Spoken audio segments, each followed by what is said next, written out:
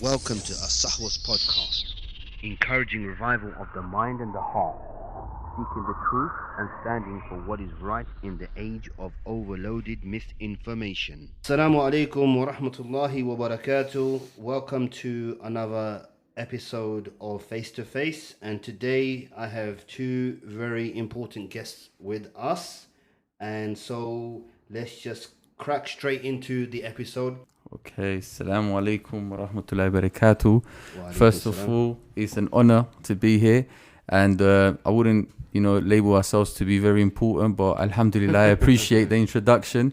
So my name is, my Latino name is Carlos, also known as Omar, but a lot of people know me by Carlos because I think it's a good way to spark a conversation, especially when they find out that I'm a Muslim, and then it's like, okay, that don't combine Latino Muslim, but Alhamdulillah we do exist. So that's me. So obviously your name Carlos is Spanish. So basically my name comes from a South American Spanish background, Right. Colombia to be precise. Colombia.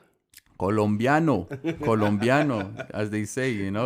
So but I was born and raised here in London, in East London, so to be precise. But my parents are from Colombia, migrated here back in the 80s, and we're the first generation. So Alhamdulillah, now Muslim, and that's me in a nutshell. So how long you been Muslim?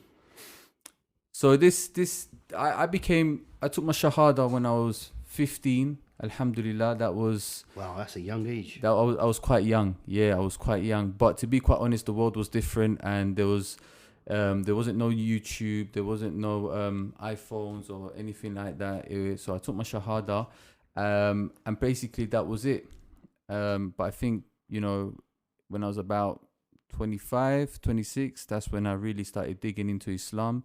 And I started doing more research, and bearing in mind that at the time when I took my shahada, my younger brother also took shahada at the same time. Subhanallah. Yeah. And how old? So he was probably about 9 at the time. Allahu Akbar. But the way Islam came to our lives was through my older cousin. So it just carries on.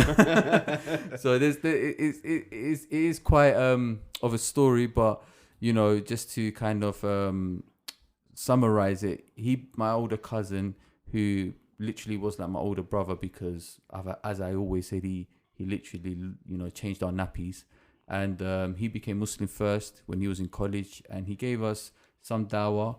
And we South American people, we were very we come from a Christian background, so we had the belief in God already. Especially in my household, I would say that we did go to church every Sunday. So is your family Catholic? Catholic, yeah. Right. So my parents both are Catholic. We was raised to be Catholic. We went to a Catholic primary school, secondary school, college, and so Catholicism was our main belief. So like I said, we believed in God already, and when Islam was introduced to us, it was just a very natural thing to understand and to accept. And I think Allah made it easy for us. Mm-hmm. We didn't question it a lot. Like I said, it just made a lot of sense, and it's part of our fitrah as Muslims. We know that now. But like I said, I would be lying to you to say that from the time I took my shahada that I was a practicing Muslim straight away. That's how we became Muslim. Let me just make it a little bit clear, because we have a lot of non-Muslims who listen to the podcast as well. So Sure. when we use the term fitra, it means the natural instinct or the natural way of people believing.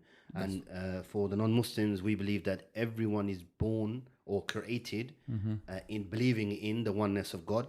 And then it is through their experiences or through their parents that they become Christian, Jewish, or Hindu, etc. Right. So I just wanted to clear that up. So age of 15, very young. Now, what was your parents' reactions to this? Okay, so this is where it gets a little bit foggy, because when we took our shahada, admittedly, our parents didn't know. So, like we say, in a very informal way, we did it on a D-Lo, you know. So yeah, no one really knew. It was just a thing that we did secretly, and you know, Allah knows why we did it that way at the time. I think obviously there's an element of, you know, great respect for our parents, and you know, we knew that Islam was a complete foreign religion for the household, and maybe, I don't know, at the time, you know, it wouldn't surprise me if the media wasn't, you know, on our side as well. Yeah. Exactly. So that's really it. But like I said, we became Muslim, and then, you know, a couple of months or a year or so later, our cousin left the household as well. I think he did come out in the open. Okay. And then it got a little bit political at home. What does that actually mean when you say it got political? Political, like, it means was there a clash? Yeah, because, you know, like most people would expect, you know, if you raise your kids in a religion and then they decide to change the religion, it takes a bit of an impact on the household, especially the parents, you know. And I suppose, you know, they're very passionate about their belief, and in their view, their belief is obviously the right belief, you know. So when my older cousin came out and he told them about his decision, they just kind of said, look, you're old enough now to make your own decision, so it's best that you know, you make your own way. So we was left to ourselves, me and my younger brother, and like I said, there was no support at the time in regards to, you know, internet or anything like that. You know, we're talking about times where it was more of a, you know, sheltered world, you know. So yeah, so when I was older now, that's when we started, you know, learning more. And then just to go back, so when your cousin left, you was 15, 16, you and your younger brother was 9, 10, you took the shahada, your parents didn't know, but your cousin left by now. So during that period of when he left, were your parents still in the dark of you being Muslim? Absolutely. And how long did that last for? That lasted for at least a good, I would say about 7, 8 years, because yeah, like I said, I took my shahada and that's it. Like, I didn't know haram, halal, you know, what you know, how to pray, you know, the simple things that you tend to do once you become a Muslim, and simply because there wasn't that support network around us, you know, and there was no instant access to information as we have right now in today's age. So due to that, you know, I didn't know no better, and I just carried on living a normal London teenage lifestyle, you know, and I leave that to your imagination what that includes. So yeah, alhamdulillah, that's basically why. So just hold your thought there, because I want to bring into the conversation our next guest. So we have another Colombian. Indeed. And strange enough, his name is also Carlos. Carlos. Yeah. Carlos from South London. Right. So let's bring you into the conversation. So how long have you been Muslim? I've been Muslim since 2019, so 4 years. Okay. 4 5, yeah, 4 years. And you took your shahada in South London? No, I took it in Regent's Park. Oh, Allahu Akbar. Yeah, I went to Regent's Park. I don't know how I stumbled upon Regent's Park, but yeah, I emailed them. It was kind of messy. One second, you emailed them to go there to take your shahada. Yeah. So just before that now, let's just hold that thought there for a second. Before you took your shahada and before you emailed, what actually brought you to Islam? I've been interested since the age of 15, but not interested enough to read upon it. I always said to myself, one day I'm going to read up upon it. And in 2019, I was working on a photography exhibition about mental health. And, or actually at the time, I didn't know what I wanted to talk about. Slowly, gradually, I was talking about mental health.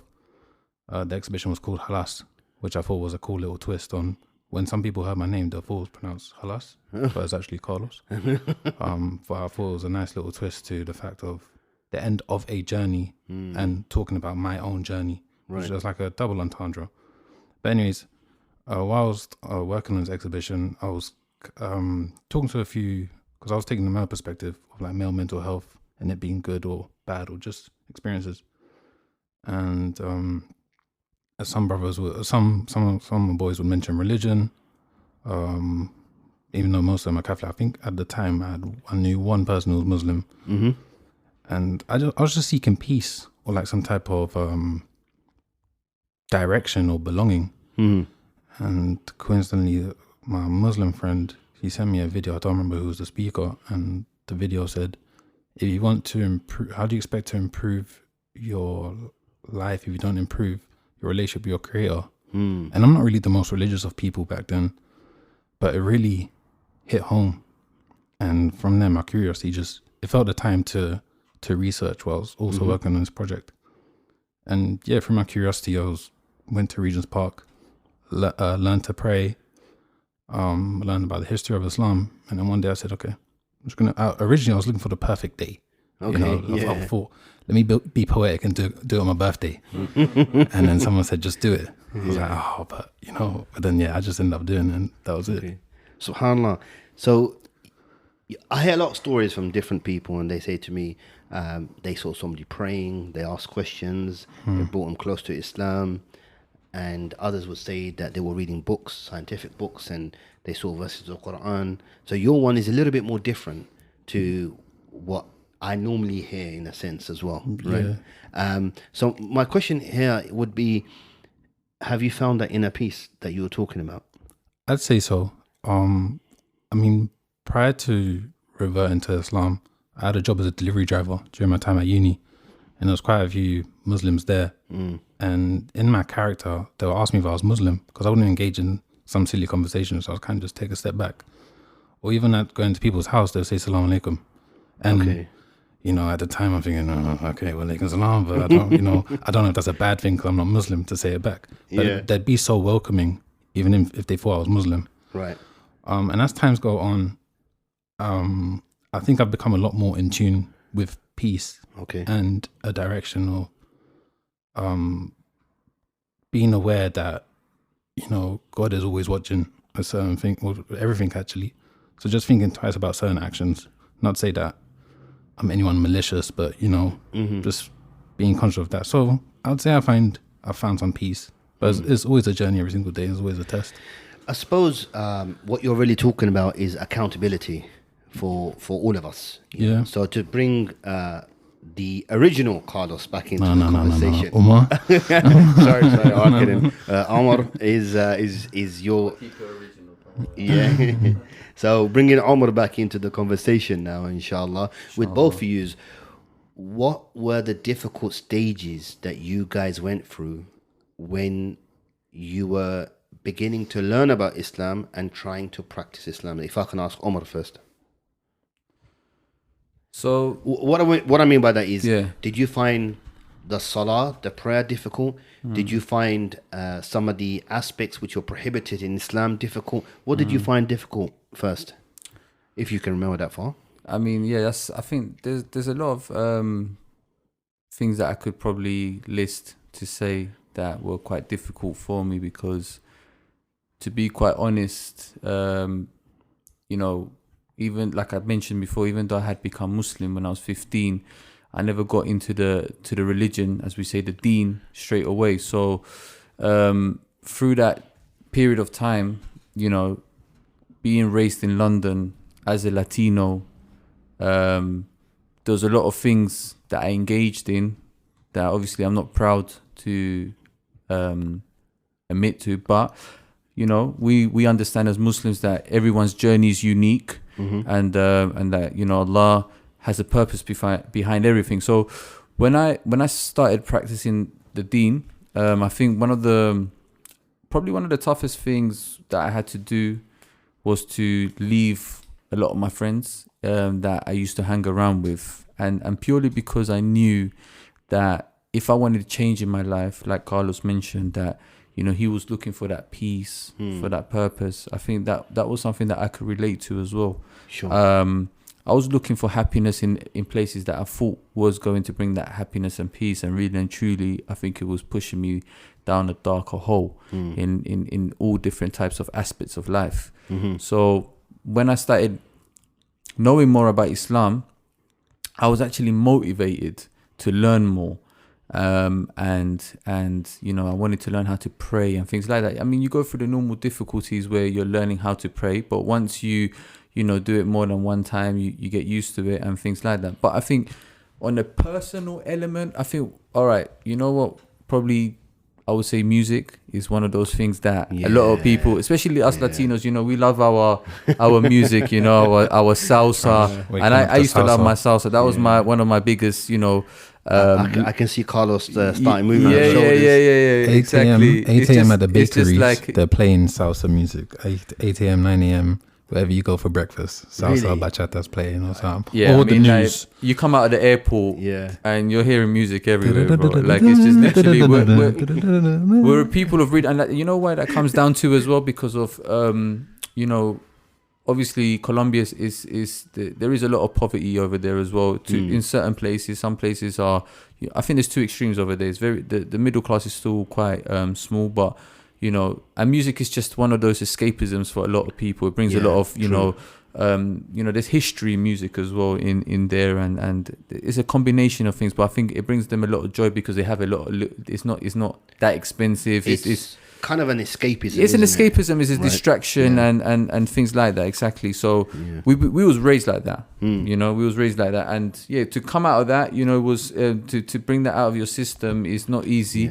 But I think overall, Allah has made a lot of things easy for myself.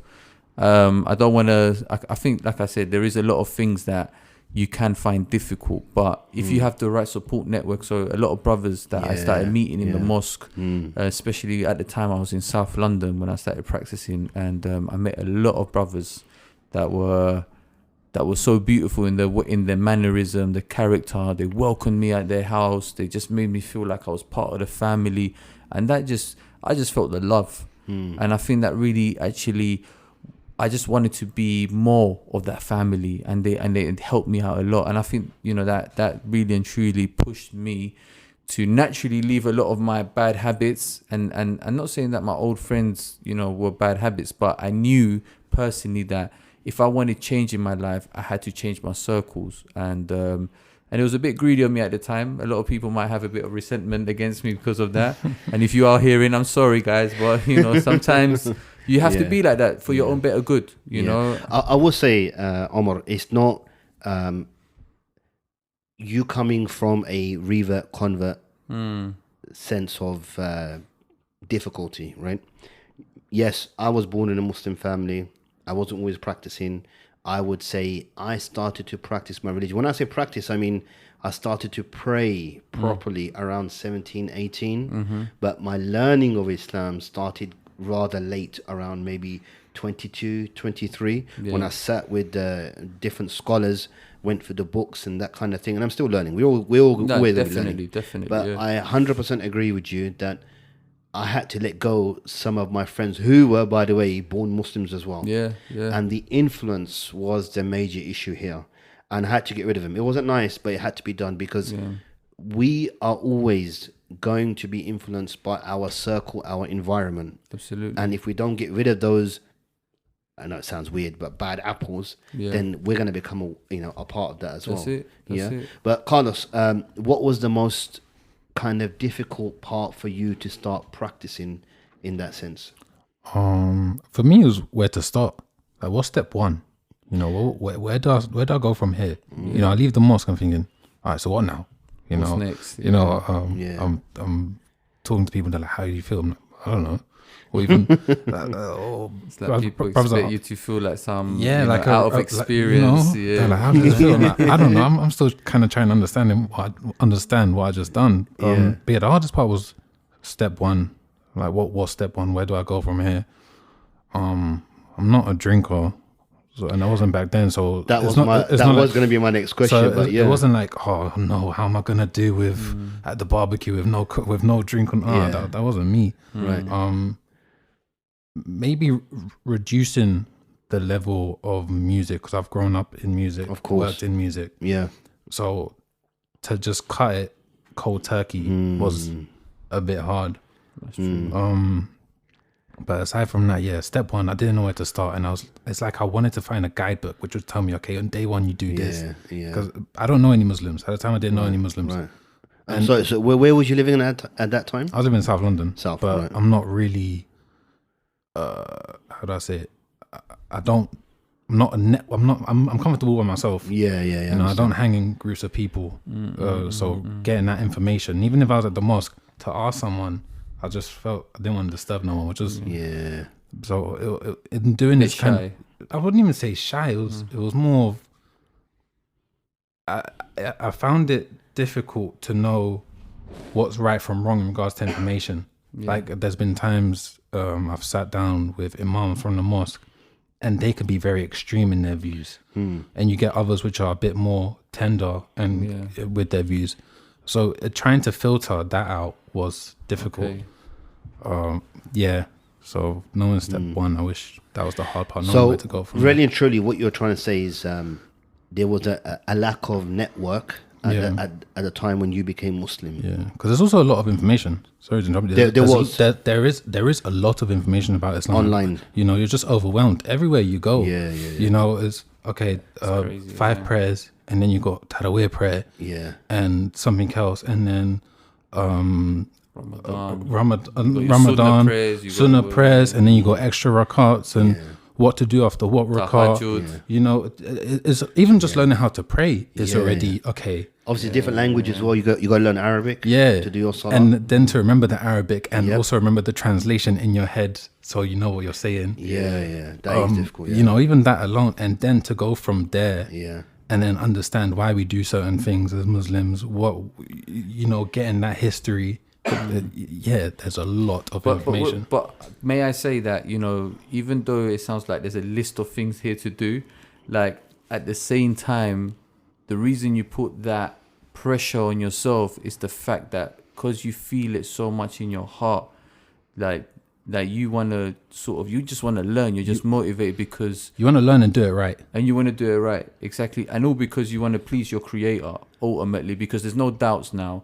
Like, you know, you say, for instance, as a Muslim, you know, this is one of the beautiful things why, for me, it impacted me so much, because I've always been a curious guy. I like to think that I've never been like a sheep. I've always liked to question. Like people tell me, God, take that right. Well, why can't I take the left? It might be shorter this way. You know what I mean? Type of person. But so the beautiful thing about what I found, you know, very amazing about the Quran especially was when, you know, I'm just paraphrasing here, when Allah, you know, he gives you the challenge, you know, says, you know, if you don't believe this book is from me, you know, then, you know, write a book like this, you know, like challenge it. And, you know, logically it makes sense, because I feel like, you know, not that I feel like, Allah is our creator, you know, so he must know more than anyone how we're going to think as human beings, you know.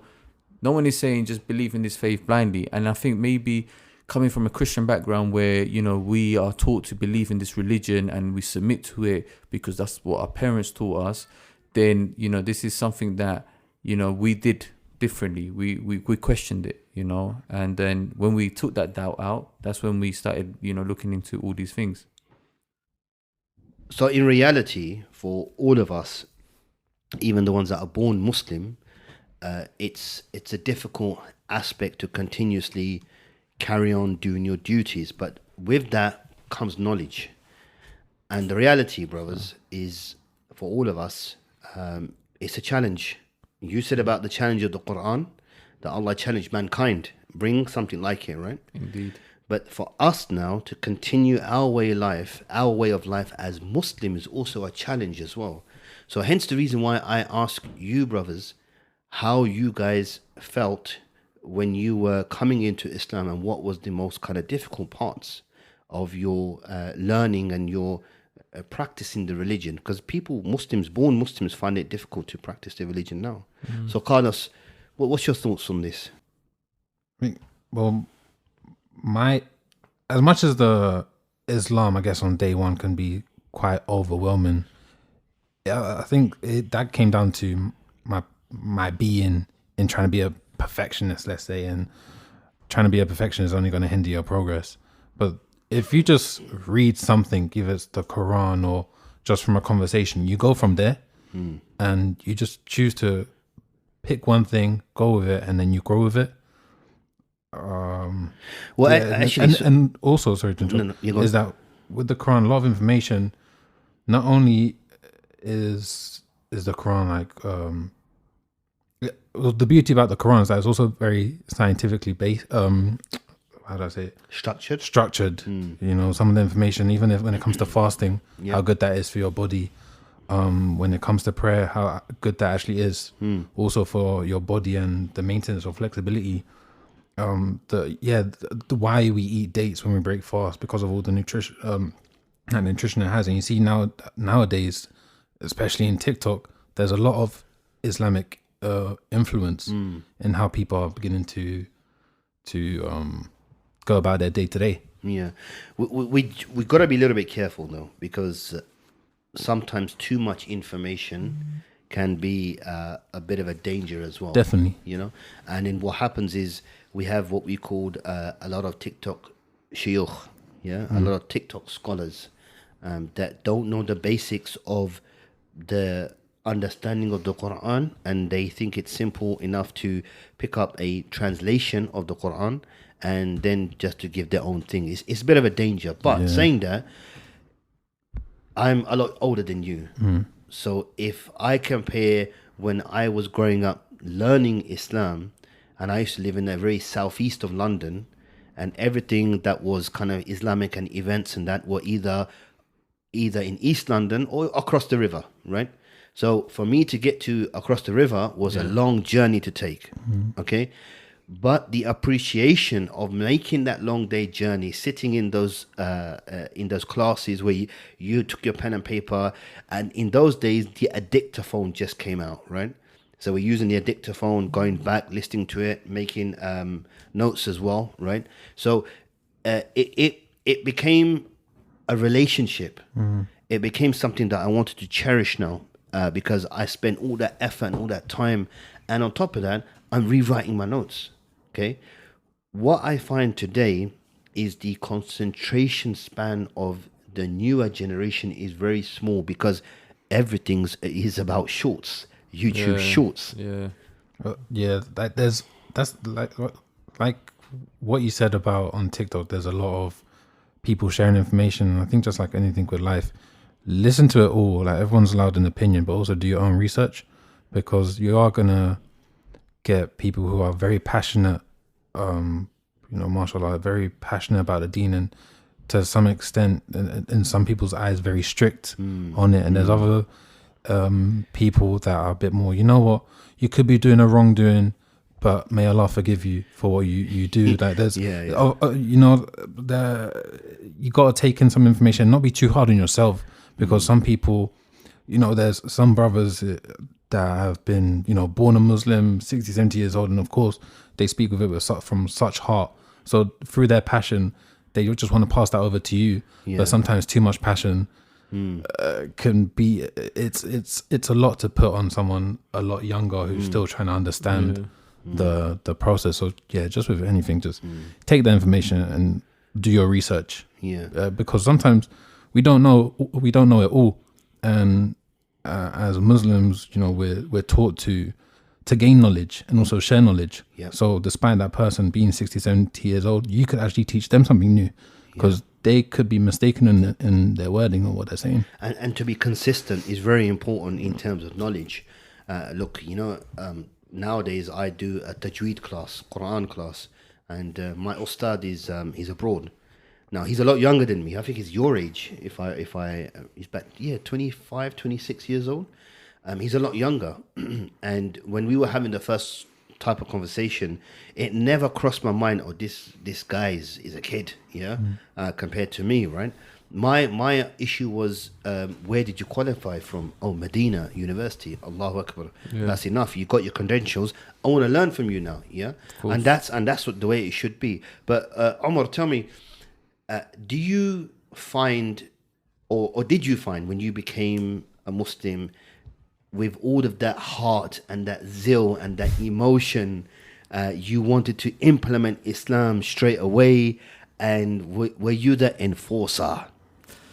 I think, you know, this is something that a lot of reverts have in common, that as it's something new in our lives, especially coming from a background where, you know, of ignorance, and in Islam we call this jahiliyyah, you know,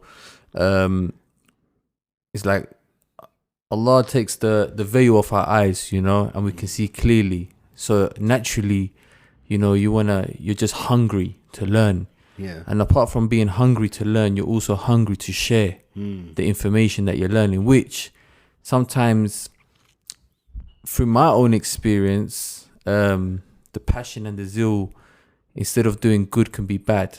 You know, now for those people out there that obviously know about Islam, there is a certain speaker that I started listening to at the beginning, which is very common, and that was good old Ahmed Didat. Oh, mashallah, mashallah. You know, I'm talking. Allah reward him for his I good mean, work. he was, you know, he was one of the first teachers in regards to and giving dawah, comparing Christianity to Islam, and reason why I listened to him a lot was because I come from a Christian background, and one of my intentions was to, you know, teach my parents, you know, about Islam, and this is why, you know, I listening to him, it just inspired me as well, and I thought it was going to be very straightforward, very easy, just to go and approach them and say, basically, you know, the Bible that you've been believing in is not completely true, you know, and you have to rethink it, and then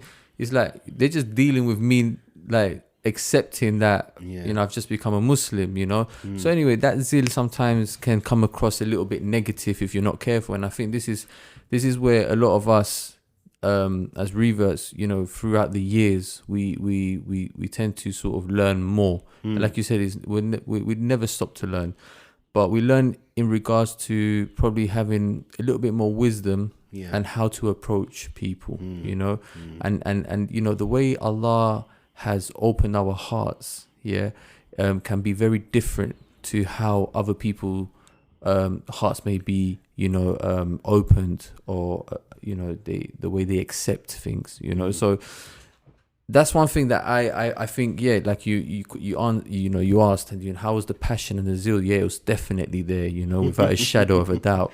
And did you implement the Sharia? No, of course we all wanted the Sharia, and we still do in our hearts. You know, we want you know, and reason why we say Sharia is because is the law, is the guidance that we've been given by our Creator. You know, and you know, if we believe that He's our Creator, surely we can agree that, you know, that makes sense, that He should have the best manual for our lives, you know. And I always give people certain examples that are very simple and basic, like, you know, if you're gonna buy an iPhone, you know, the best manual for you to read to how to use that iPhone is an Apple manual, isn't it? You know, you're not gonna get a Samsung how to use an Apple iPhone. So yes, due to this, but obviously there is wisdom, and there's a lot of things that you have to consider, and these are the things that you pick up on as you become more mature in your belief, you know.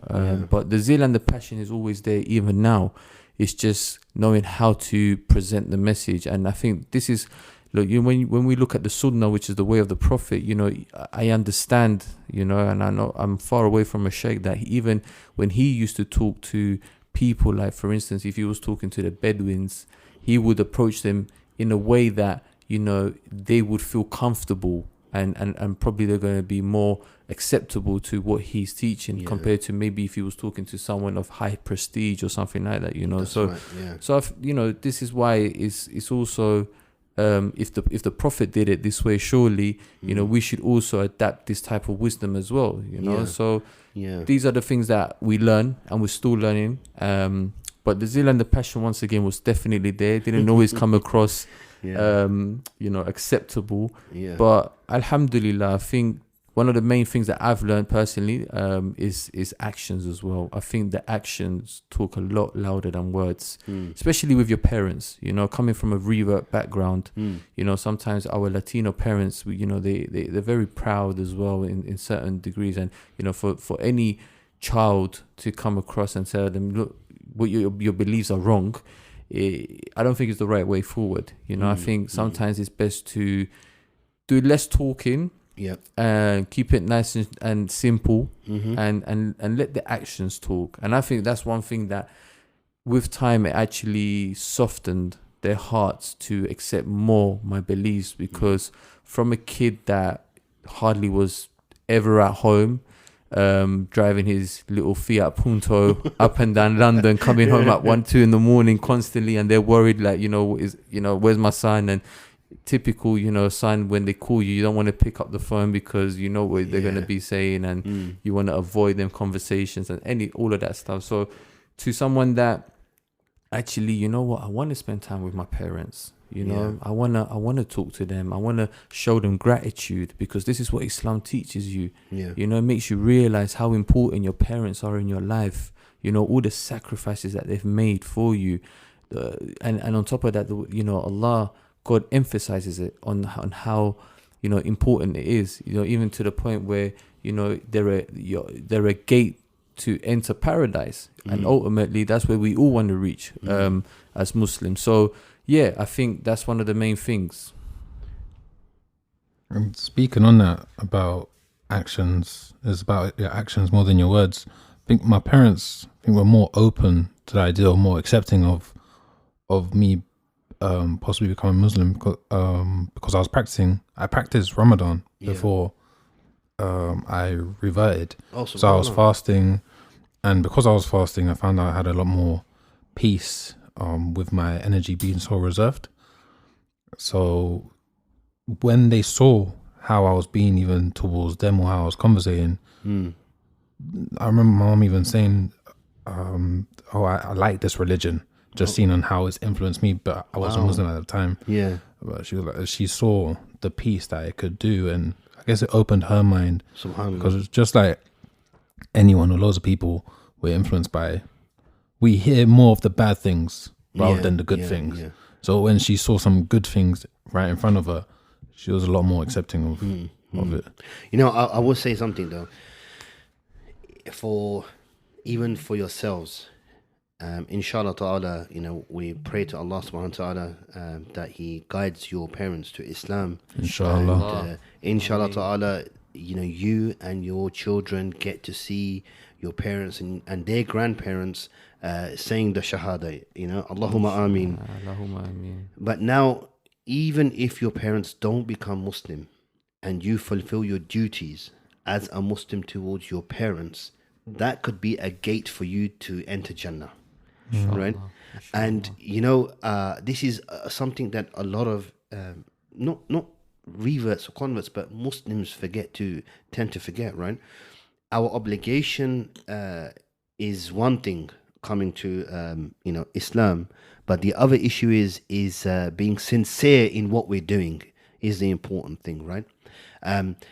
Just going back onto the issue of implementing the Sharia and what have you, okay, but that's a normal thing in a sense, where being young, having that zeal, having that that young blood, what's right, you're adamant this is the right thing, and that, and you're doing it sincerely because you want to do it the right thing for your family as well. So you try to implement, even in my family, coming from a South Asian background, they were doing very incorrect things according to the Sharia, the law of Islam.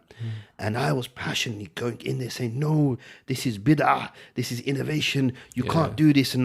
But I actually drew them away, my other members of my family, right? So drew them away in that sense. So it was a wrong thing for me to do, only realizing that after many, many years, okay?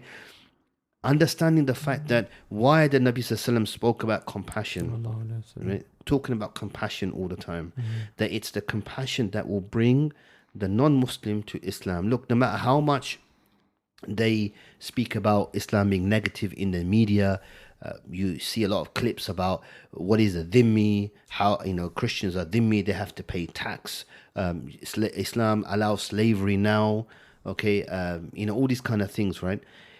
It gets to you sometimes. Now, I stopped watching the news a very long time ago because I felt it was making me depressed. Same. Right, and I watch it now and then. Like this morning, flicked through, but I didn't flick through the usual channels. Al Jazeera. Al Jazeera only. Yeah, absolutely. So I watched Al Jazeera. I watched a little bit of Sky News, and then I turned it off. And the fact is that it's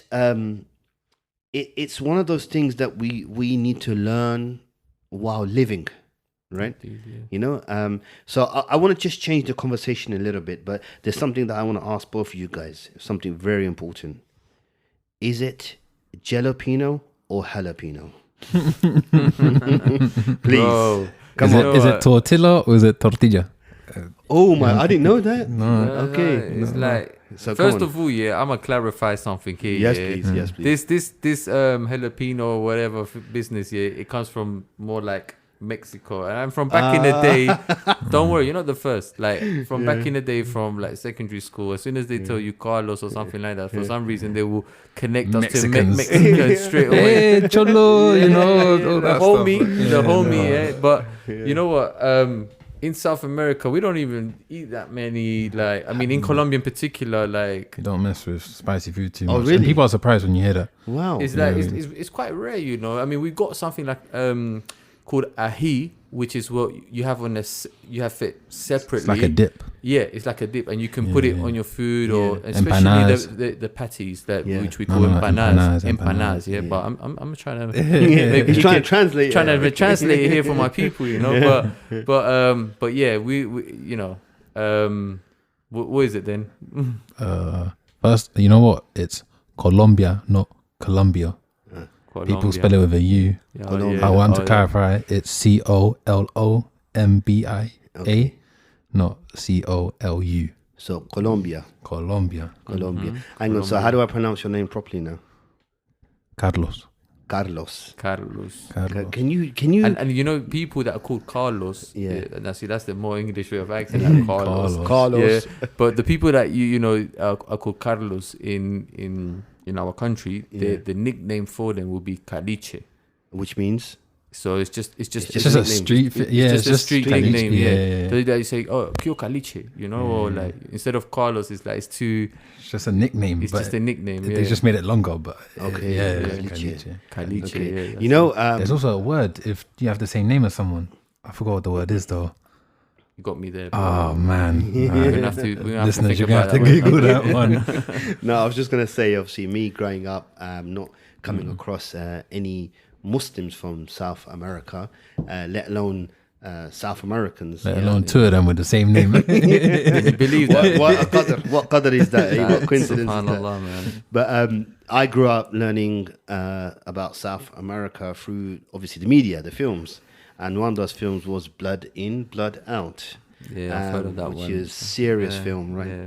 And we got inspired, me and my friends. So Was that back in the 90s? 90s, right? So I was about 16 then, right? 95-ish, yeah.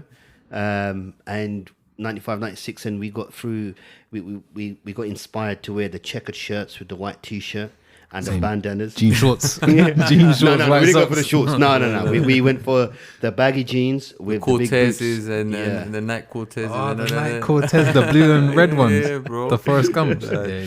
So the conversation I just want to change, and we're going to wrap up soon, but I'm starting to hear a lot about South Americans becoming Muslim now, and you know, from countries where I'm surprised about. Bolivia was one of those countries that someone mentioned to me, and obviously we're hearing there is a large Muslim population in Argentina, in Brazil, and other parts. You know, Sure. and what do you see as a future for Islam? Now, do you see a future of Islam in South America, or do you see the future of Islam of South Americans living in the West, such as here in the UK?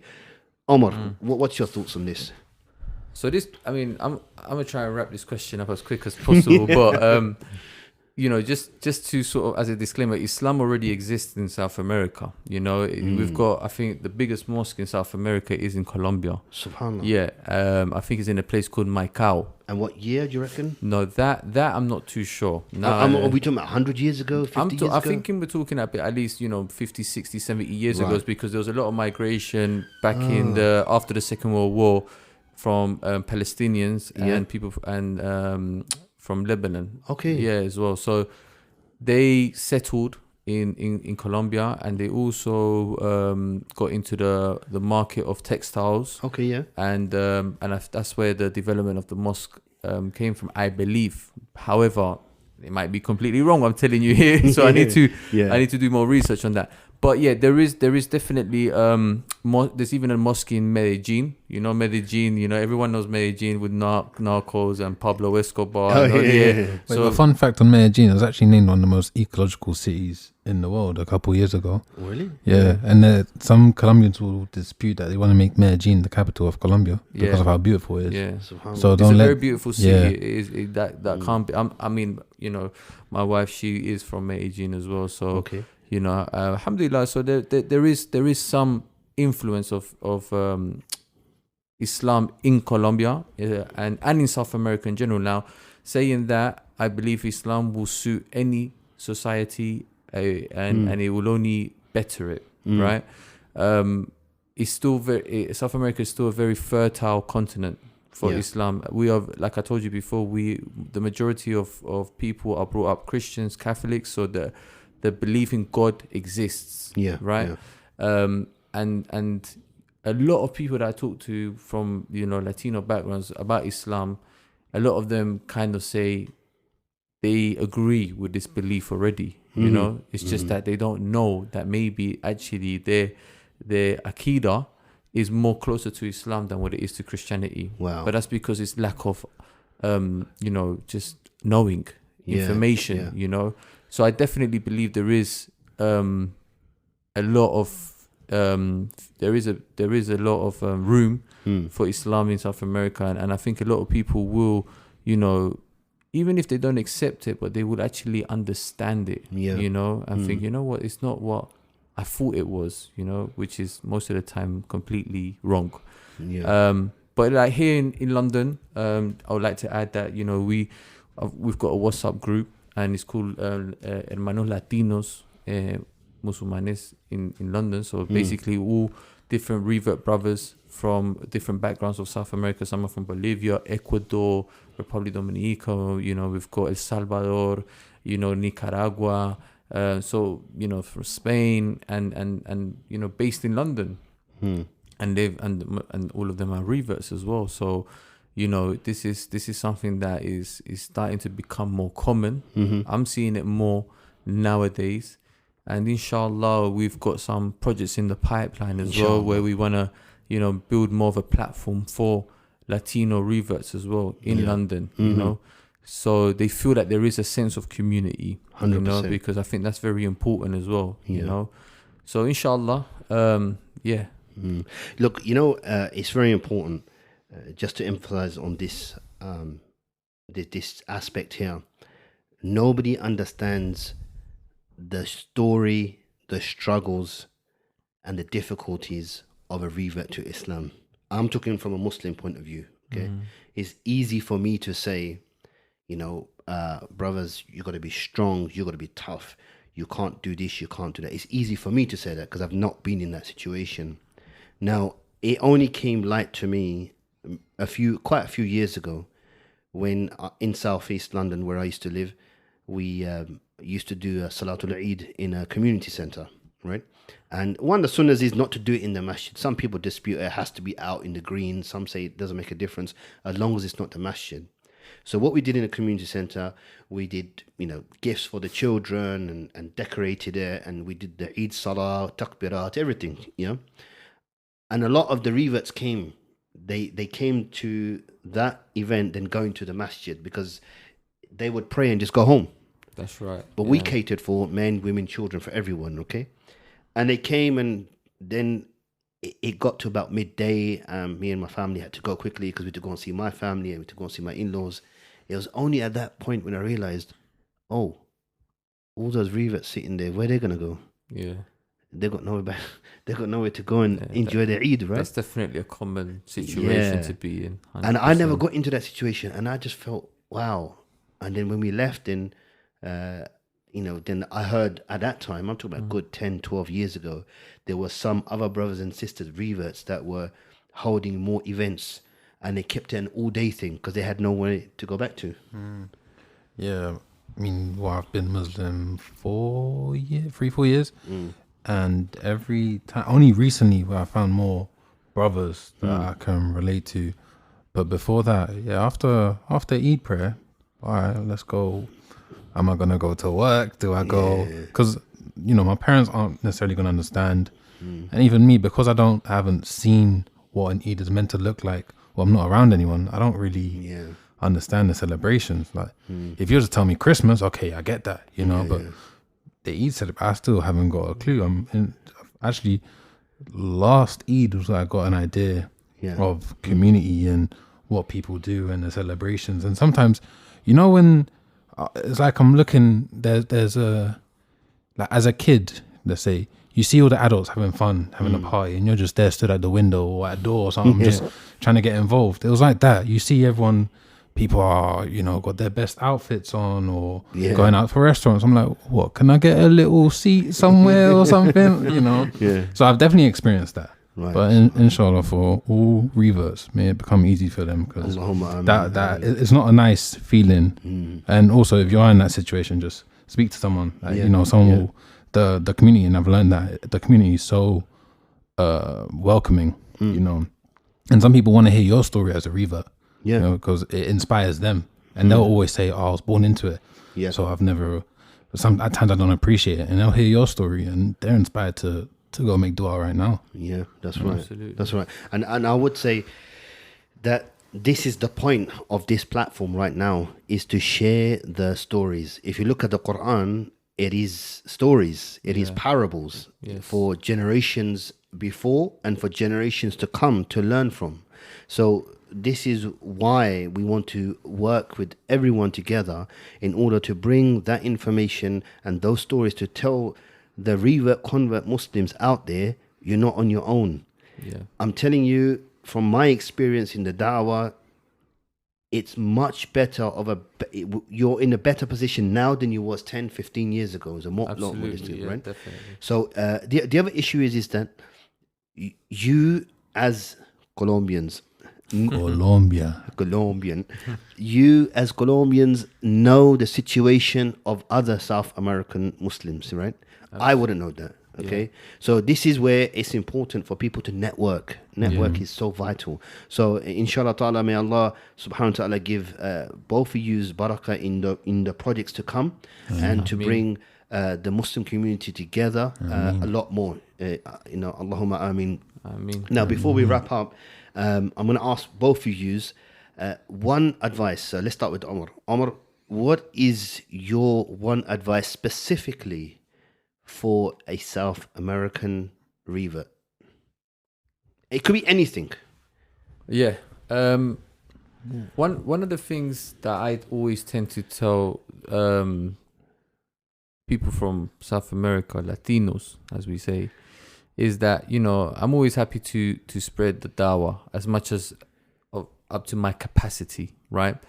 But I do always conclude by always saying, look, don't take my word for it. I'm no one.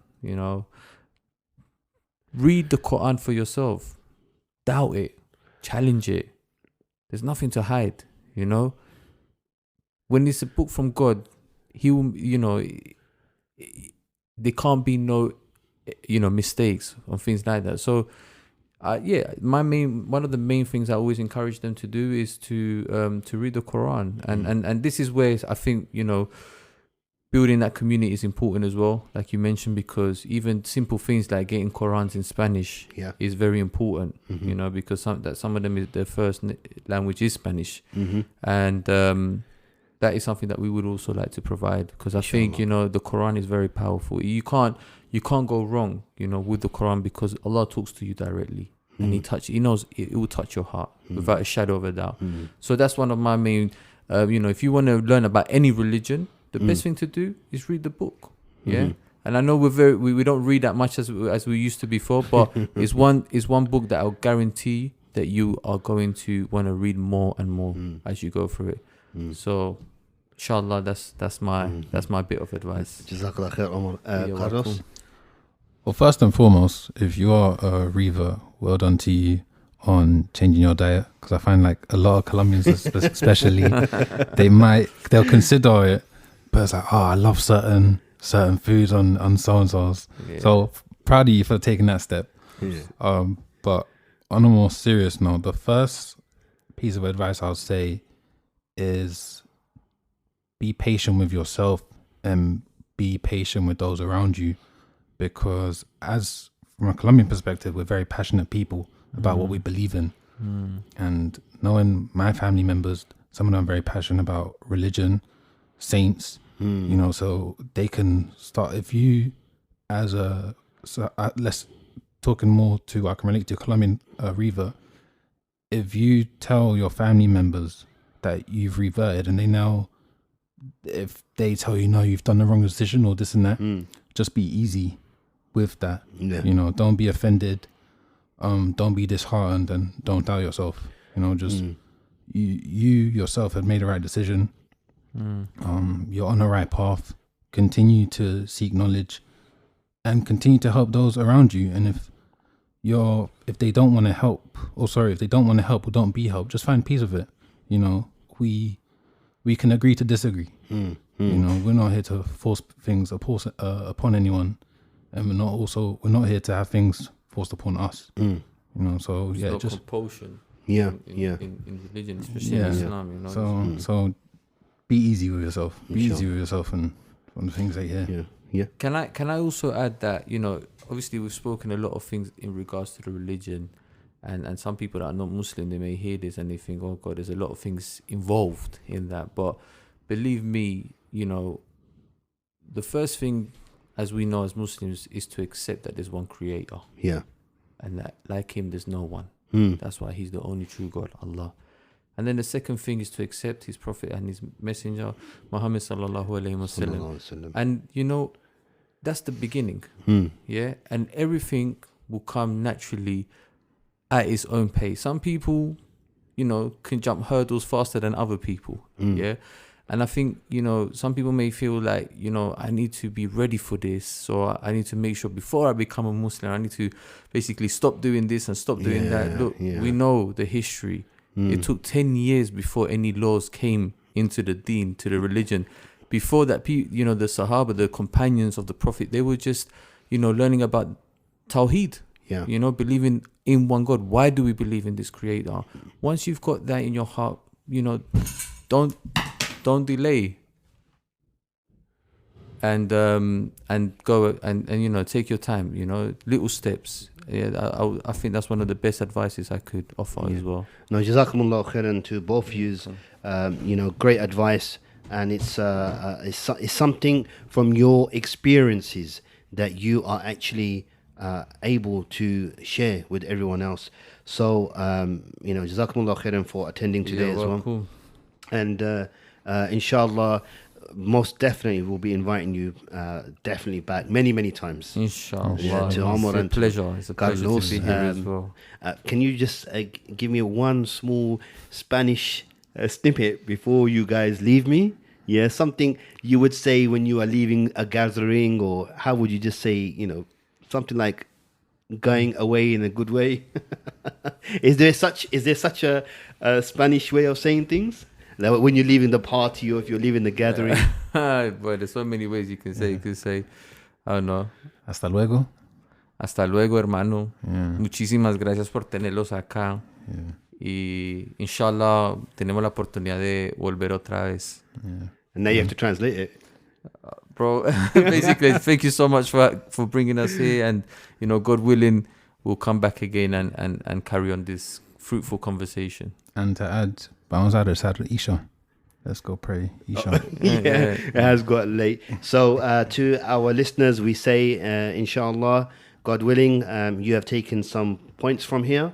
And if you guys that have converts to come to Islam, and you need help, you need a sense of direction, give us a shout, send us a message, and we will let you know where to go. And with that, I say Jazakumullahu khairan. May the peace of Allah be upon you all. Assalamu alaikum wa rahmatullahi wa barakatuh.